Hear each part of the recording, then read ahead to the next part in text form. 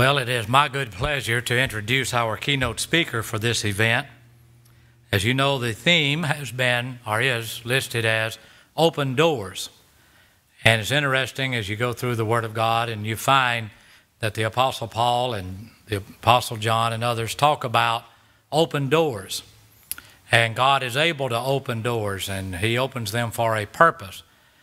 But we asked Brother Liddell to come and speak to us this evening on this particular topic to kind of set the stage about open doors, to get our minds in tune with open doors and what we should be doing with open doors. And then, Lord willing, tomorrow we will start talking about some open doors in some of the specific areas. And so I'm excited about tonight's sermon, and then also about all of the various things that we should hear tomorrow. Brother Liddell, as you know, is the administrative dean of the Memphis School of Preaching. He is married to his good wife, John. They have 3 children, Nathan, Tony, and Carrie. Both Nathan and Tony are graduates of the Memphis School of Preaching.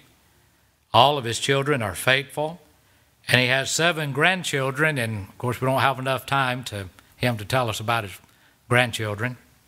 If we get that started, we'll be here all night, because we all have grandchildren, and you know, I even have a great-granddaughter now. My wife says she's a grandmother once removed. Doesn't like the word great-grandmother. Brother Bobby's been teaching at the Memphis School of Preaching for about 25 or 26 years now. Does a fantastic job. He's a very good Bible teacher.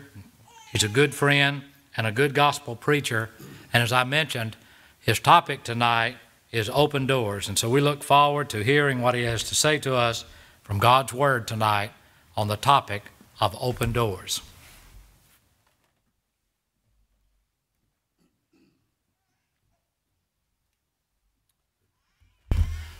Thank you, Brother Bland. It's a great honor for me to have the opportunity to be here tonight. Some years ago, when I was director of the school, Brother Bland and I worked on establishing the World Missions Program. And we put a lot of time into that effort, did it because of a reason, a need that we saw, and that we think continues. And I, of course, was very much impressed by all the work that Brother Bland has done in mission areas, and that for many years. And thought of no one better to head up that program than he is. And now to have this open forum, or rather this mission forum of open doors, to have this mission forum, I'm thankful that he is the one who is leading us in this. He practices what he preaches and does it in such a fine way. And we could spend the rest of the night not talking about grandchildren, but just talking about the work he's done in mission efforts.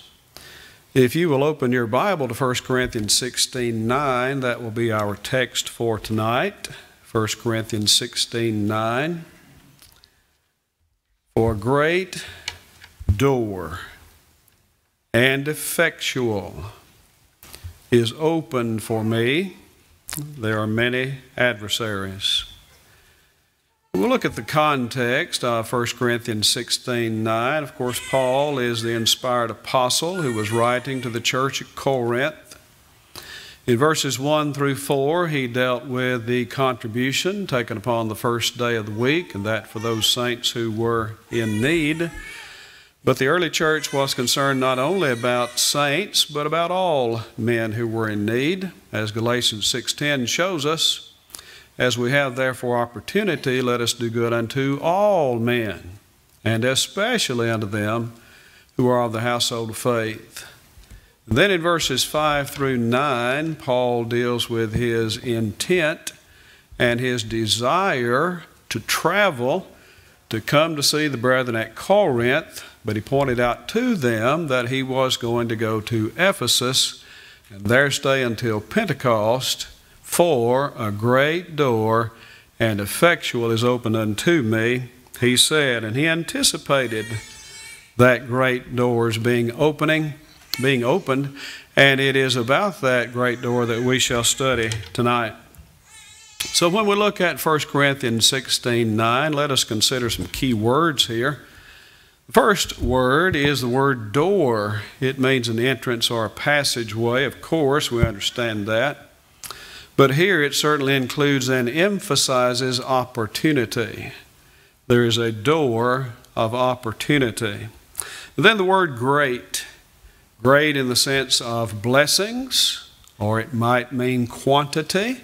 It may refer to extent, or it might refer to importance. And certainly those words would be included in our understanding that this is an important door.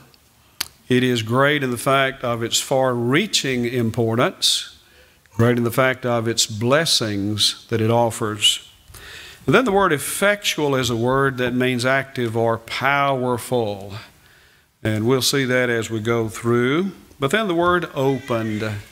This door not opened by man, not even by Paul, but by God.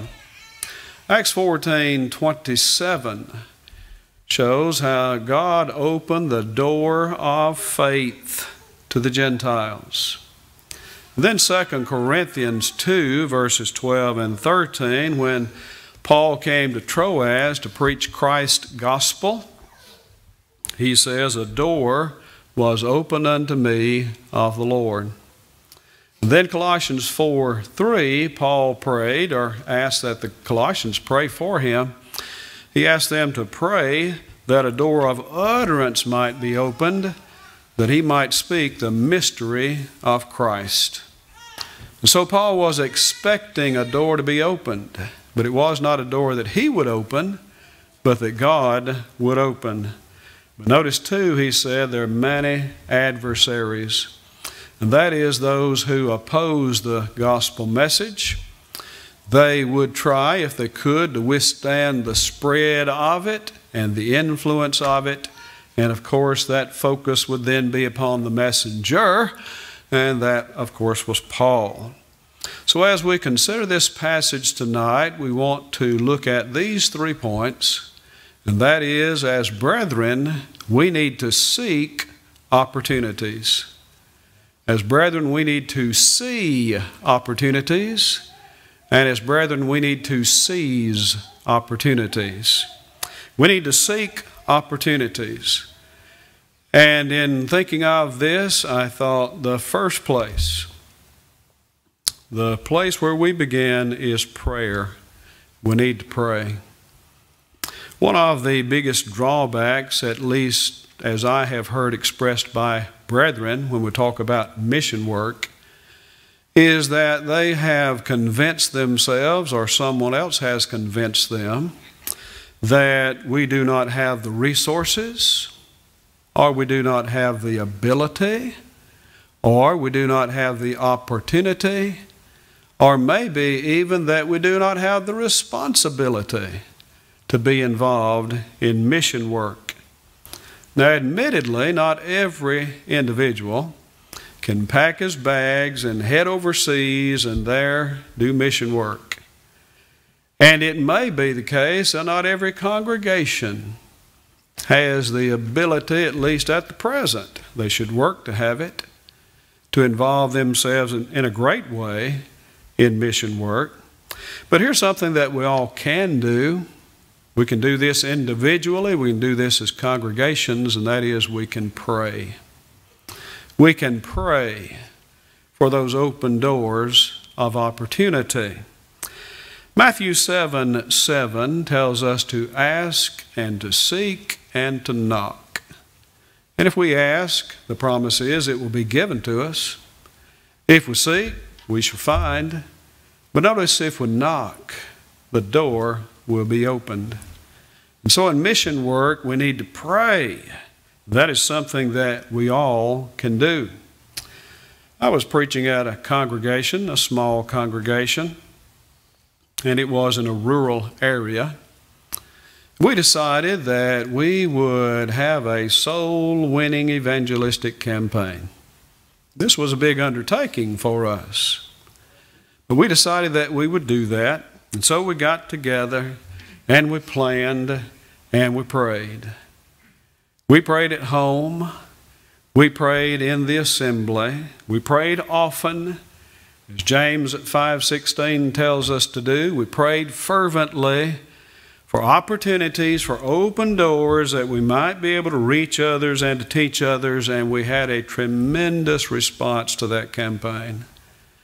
I was teaching 2 or 3 Bible classes a day, several days a week, doing everything I could possibly do. And I mean that literally. And in a short while, we had 10 who were baptized as a result of that. And you know what? We had to stop praying that prayer for a while until we could catch up. God had opened so many doors. We had to wait a little bit before we prayed that prayer again.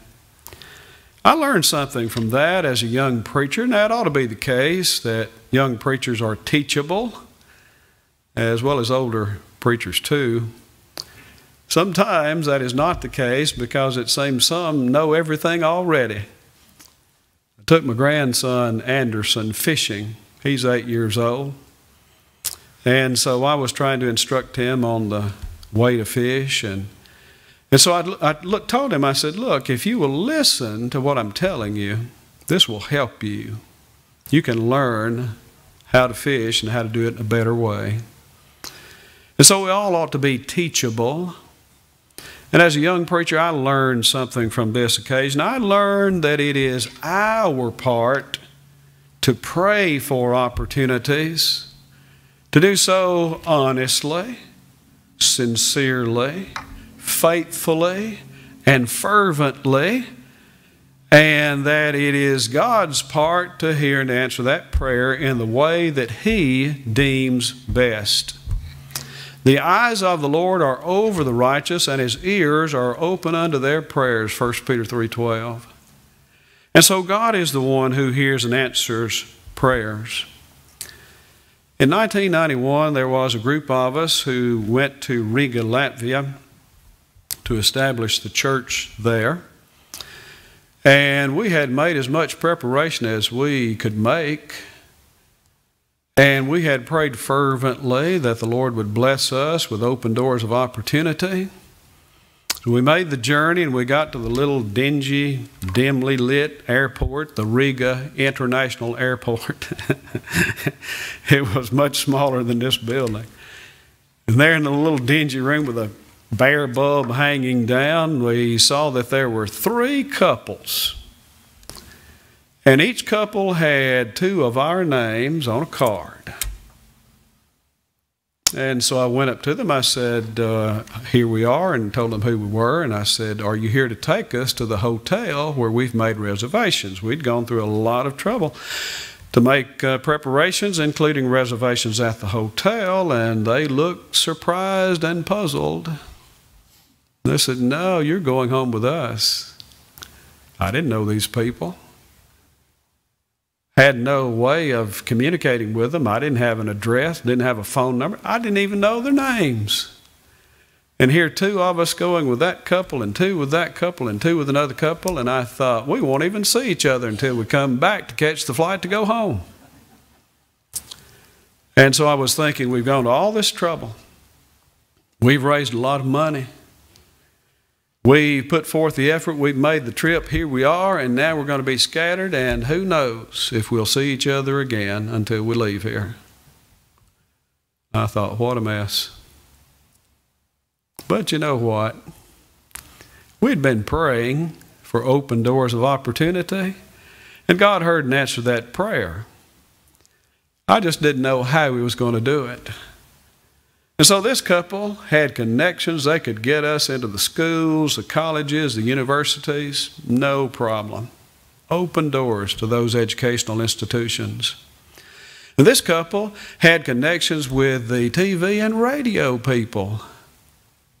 There you go, open door. And this couple had connections with the newspaper and people who could print flyers for us.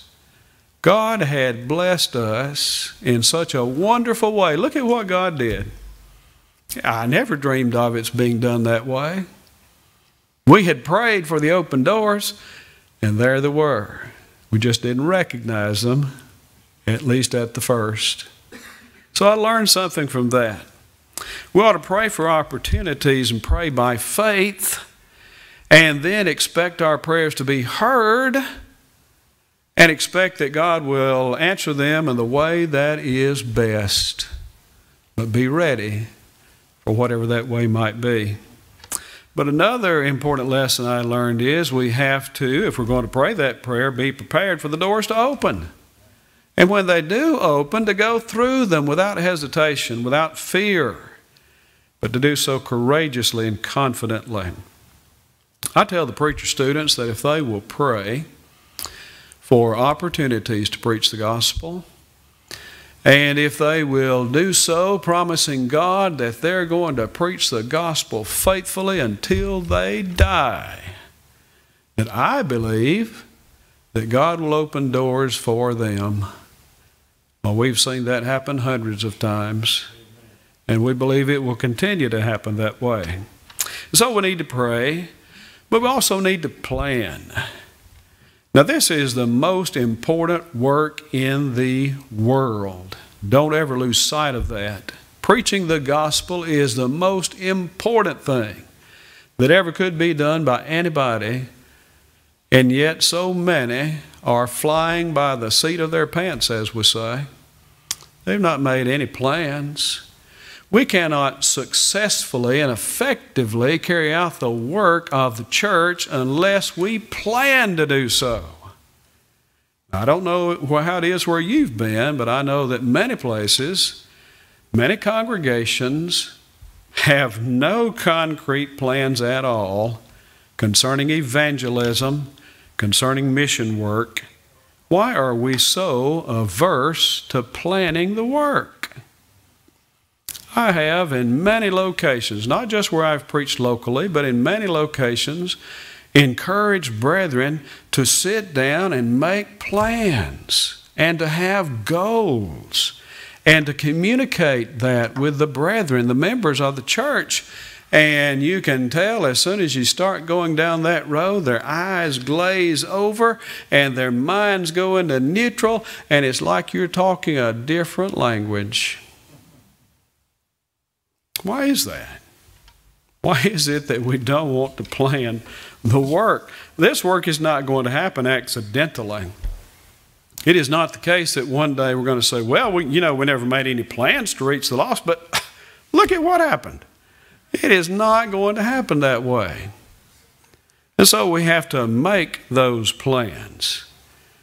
But something we need to consider along that line is, will God open doors of opportunity to those who are so lacking in desire and who have so little interest in the saving work of the Lord that they have no intention to plan how to be involved or how to accomplish that work in which they ought to be involved?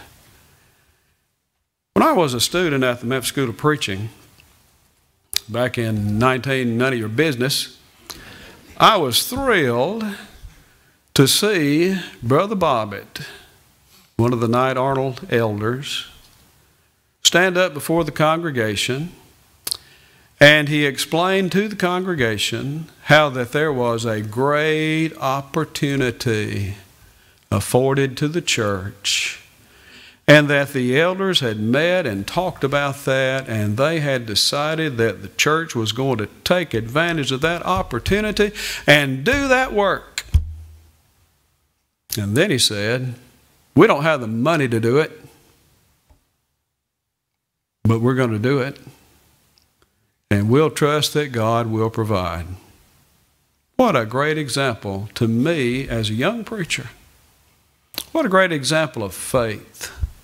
What a great encouragement that was to me, not only to me, but to others, that here's an open door and the brethren are ready to run through it, and they trust that God will provide the means to do so. Is that not how we ought to approach the work of the Lord if we're the Lord's people? We ought to trust that God will provide us the means to accomplish the work He set before us. That's not the problem. The problem is, do we have enough faith that we trust in God that we then will seek those open doors? That's not always the attitude of brethren when it comes to opportunity. But there are far too many who immediately begin to make excuses about why we cannot go through that open door. To hear them, you would think there was no open door at all. And some have made the statement, I've heard it more than once, oh, we'd love to help in that, but we just don't have the money to do so. I understand we have a finite ability. There's a point where we run out of funds. I understand that. What I don't understand is lack of faith. We don't have the money to do so. It is my firm conviction that if we challenge brethren with opportunities to do good and explain to them, here is the need, that they will supply that need. I've seen it done many times. We just have to have the faith to trust in God that He will supply. But here's another thing. How much money could really be found if brethren wanted to do something? It's kind of like in a household budget. You think, well, we don't have any money, but then you find something you really want to do, and all of a sudden you figure out how to find that money. So if we really had that desire, could we find the money to accomplish it? Why, surely we could. But pessimistic fear will paralyze the Lord's people.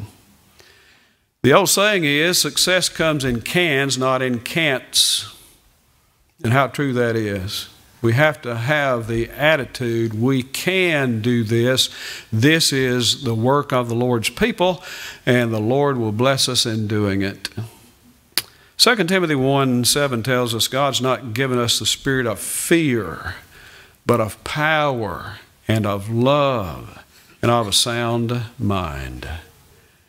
We need to rid ourselves of fear and put in place of that faith. Faith, that trust in God. Is evangelism a work of the Lord's church? Well, surely it is. It's not the work of anybody else. Do elderships oversee local churches in the work of the church? Absolutely they do.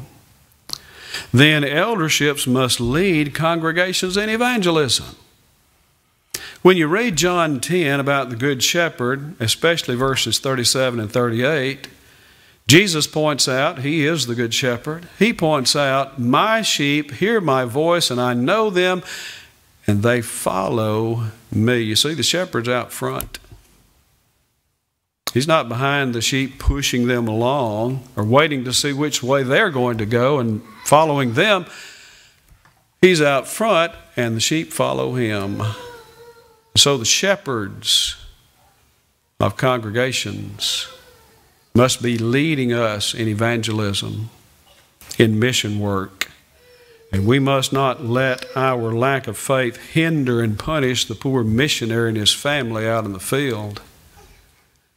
Too many times missionaries have worked and gotten to the place where they're going to be working in some overseas mission effort.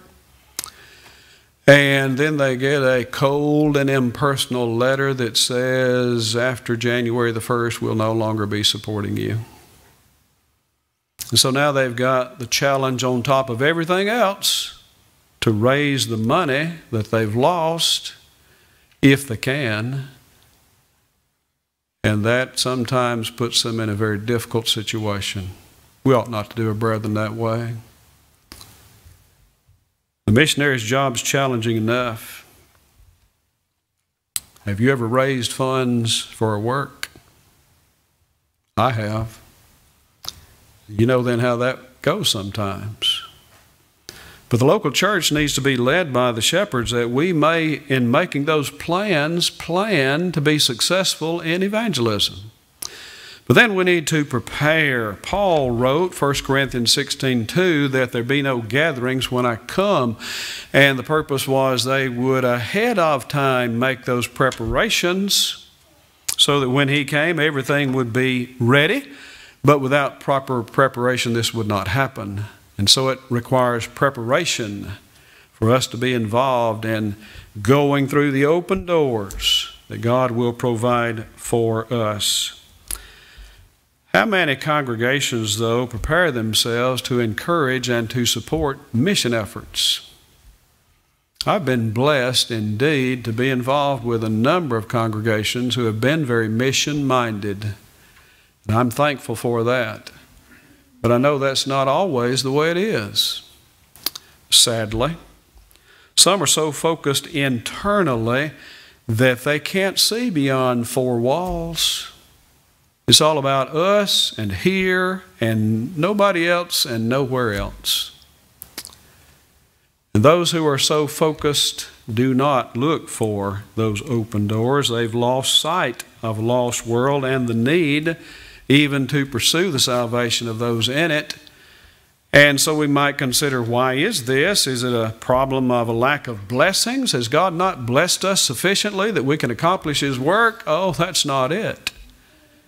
Is it a problem of a lack of knowledge? Is it that we do not know? Well, we ought to know better.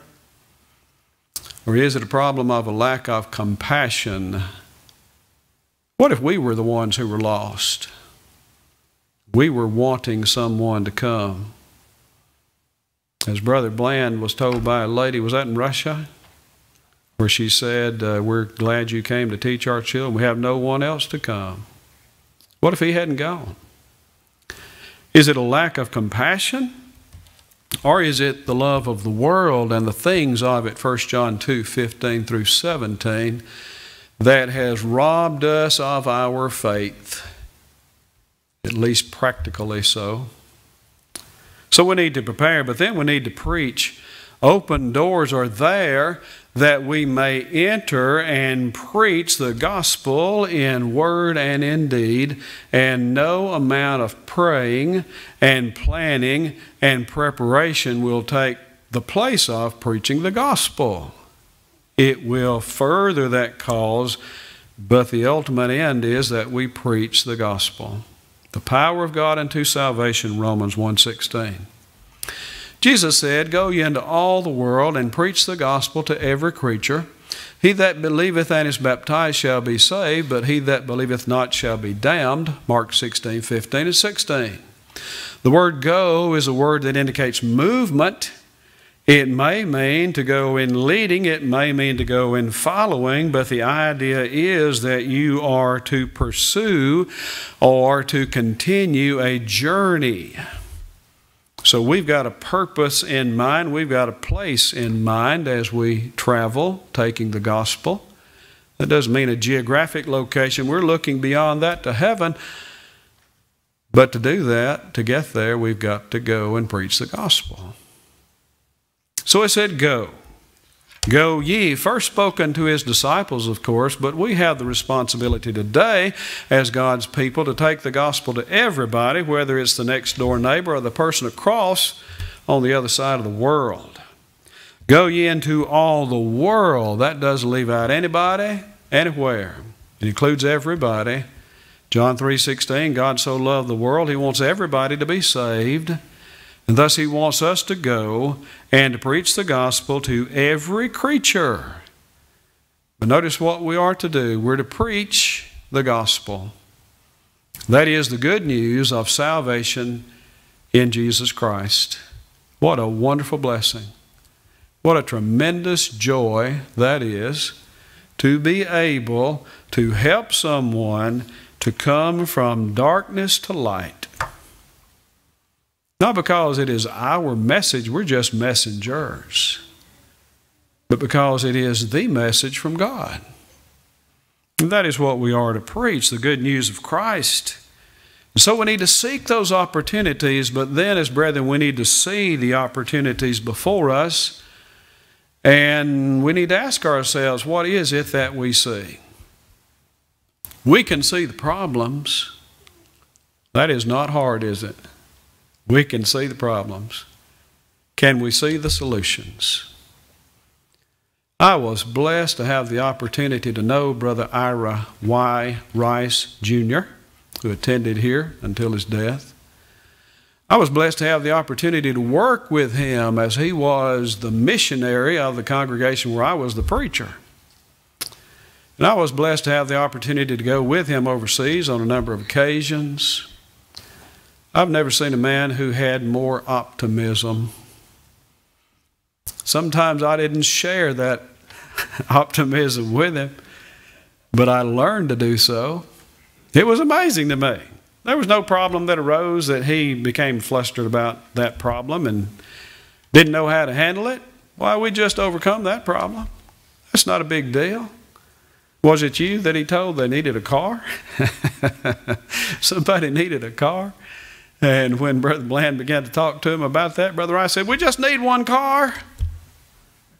As if that were an easy thing and not a big problem. He was a man who saw solutions, not problems. We can see the obstacles. Not hard for us to see obstacles, but can we see how to overcome those obstacles? That's what we must be able to do, and that's where faith comes in. And that component of faith, trust conjoined with obedience there says. And so we trust God and we obey God, and thus we believe that God will open those doors of opportunity. And we can see the cost.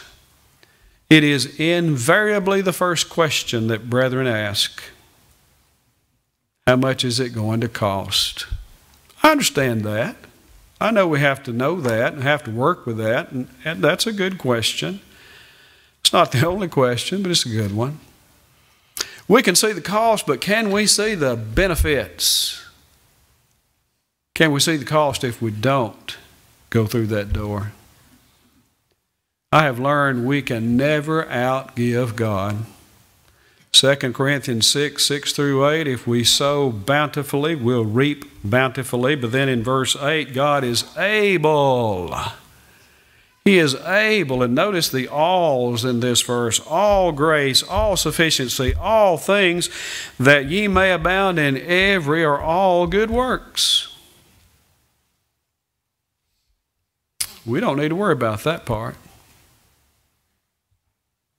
What we need to be concerned about is, are we seeking those doors and can we see them when they are there? I have learned too that the blessings from working faithfully in the vineyard of the Lord far, far, far outweigh any so-called cost. I'm ashamed even to think of cost when it comes to the blessings God provides. What did it cost Jesus that we might be able to be saved and have the opportunity to tell others what to do to be saved? And so we need to focus upon blessings and benefits. And concerning that, while others might benefit from our labors, and surely that's what we desire, is their salvation, we are the true beneficiaries. The blessings that we have because we have sought to do the Lord's work. What tremendous, wonderful blessings those are. And they're ours because we have looked for and we have seen those doors. But you know what? There are some who are so intent on saving the Lord's money that they just cannot bring themselves to say that there is a need to support mission efforts. Please, please, please do not make the stingiest person in the congregation the treasurer. Penny-pinching treasurers have too often thwarted efforts to reach people with the gospel. Thwarted fundraising efforts of missionaries. How sad that is. We are the Lord's people. Are we the Lord's people who are not supported by the Lord? Is He not able to support us and the works that He has commanded us to do? We're the Lord's people, and the Lord will provide. Look at Malachi 3:10. God said to those people of old, You bring the tithes into my storehouse so there'll be meat on my table, and prove me. You test me and see if I will not open the windows of heaven and pour out a blessing that there will not be room enough to receive it.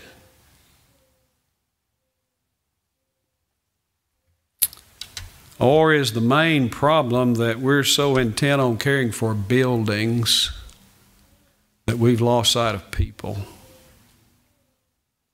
We've got bigger, better buildings than I suppose we've ever had. And we've got emptier buildings than we've had before in my lifetime. The building is not going to save people. I'm not against buildings. We talked about that in class the other day, how that we need to have a place to meet. Nothing wrong with that. But there is a problem when it becomes the work of the church to support a building instead of the work of the Lord. 1 Timothy 3:15 tells us the house of the Lord is the church. It's not a building. We can see the difficulty, but can we see the help that God provides to us? I think about Joshua 6 and the taking of Jericho. And looking back to Joshua 1, God had promised that he would be with Joshua. And thus he should have courage in that knowledge. And then God says, behold, I've given into thine hand Jericho. And he tells them how they might obtain it. And you know what happened? They took Jericho. They did what the Lord said, the way the Lord said to do it, and they received the blessing. And so while we see the difficulty, can we see the help? And we must be able to see the need. In February, my wife called an ambulance to come and take me to the hospital, and I'm glad she did. If she hadn't, I probably wouldn't be here tonight, and you'd have a good speaker. But she called the ambulance. You know, the ambulance ride costs $1,500. Suppose that she had said, $1,500? Well, we can't afford that. I'll give him some aspirin and call you in the morning. Now, I'm thankful she didn't look at it that way. It was not the amount of money that was important. It was my life. I hope my life is worth more than $1,500. My life was in the balance. But how much is one soul worth? Matthew 16:26. What is a man profited if he gain the whole world and lose his own soul? Or what shall a man give in exchange for his soul? I quite often tell these fellows that if you come to this school and you work diligently, and it's hard work, for 2 years, and then you go out and preach 30, 40, 50, maybe 60 years, and you work just as hard as you can, and you come down to the end of life, and after all of that, you've only been able to help one person get to heaven, it will be worth it. And it may be that one person is you. What is one soul worth? I remember very vividly standing as we sang, "You Never Mentioned Him to Me," in the assembly of the Adamsville, Alabama congregation. And that had a great impact upon me. I decided to preach the gospel because I didn't want somebody to say to me, "You never mentioned him to me." What about our opportunities today? I understand we have a finite ability. That is, there's a point to where we go, we run out of money. I understand that. You know what credit cards do? You get close to the limit, what do? They'll call you and say, "We've raised your limit," so you can spend more money.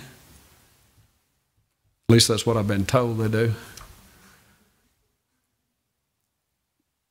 Too often we're looking for an excuse and we say, "Well, we just don't have the money."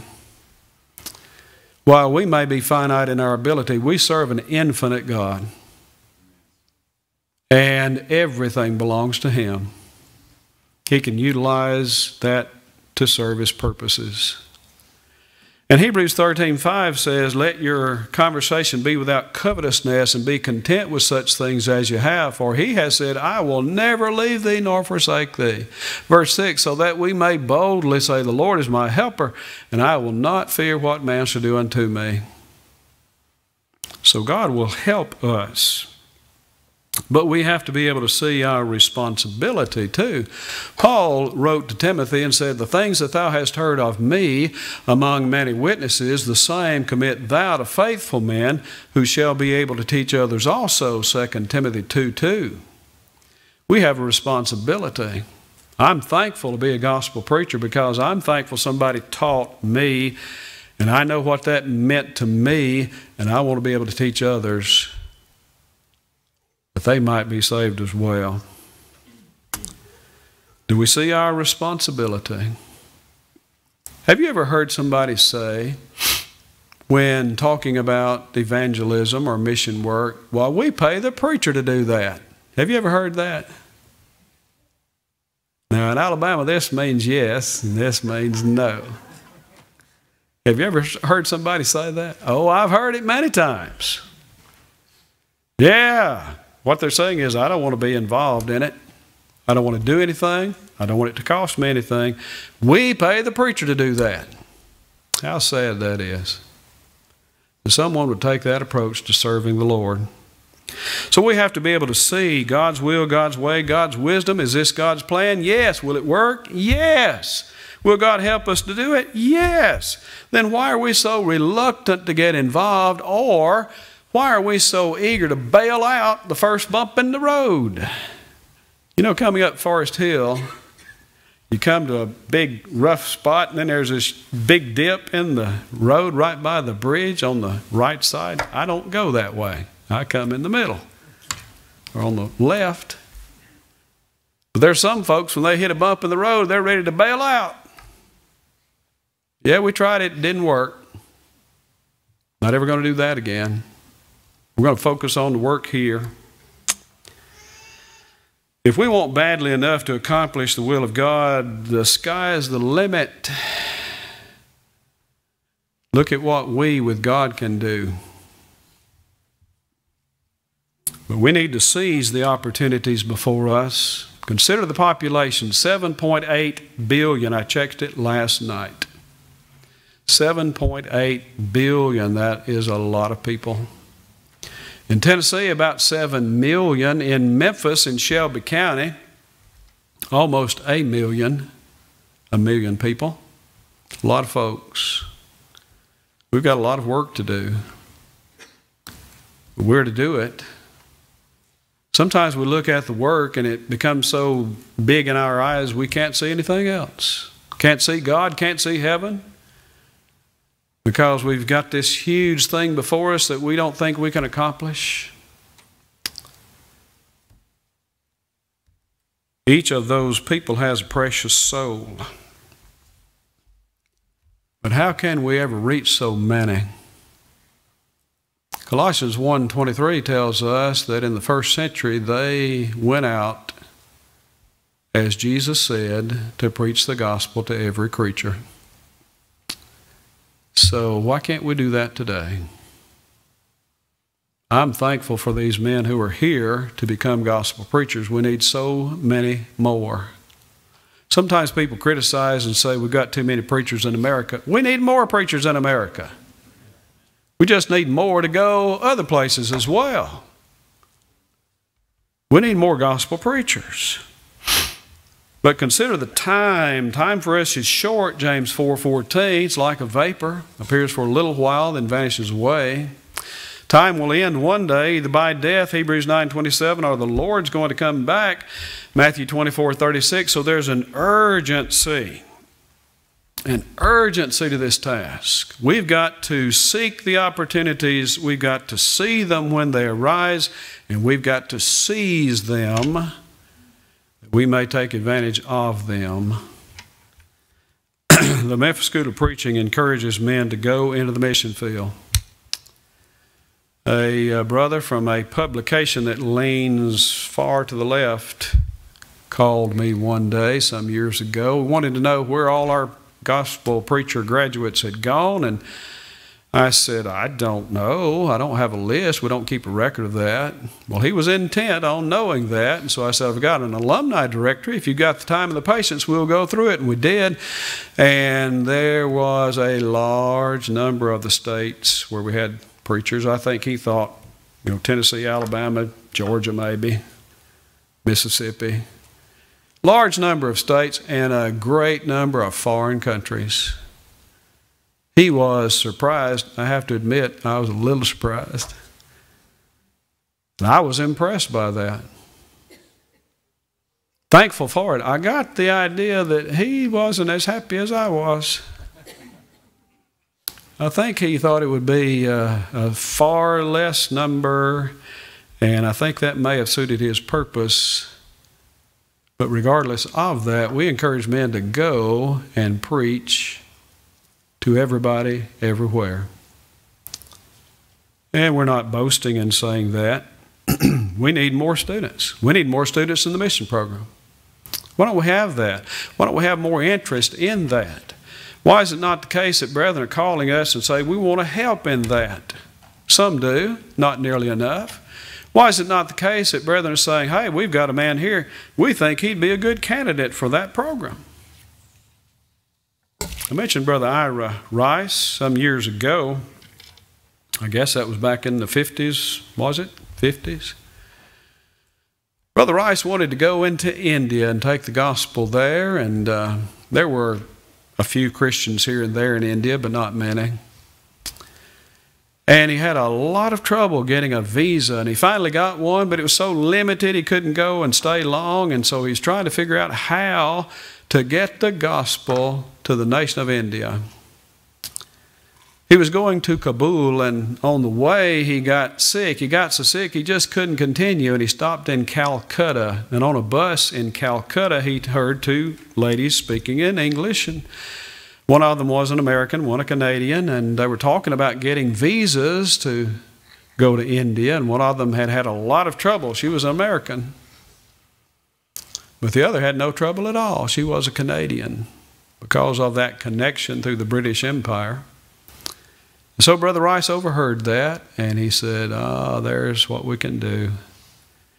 So he contacted Brother J.C. Bailey, who was a Canadian gospel preacher, talked to him about the work, and to make a long story short, Brother Bailey was able to go to India.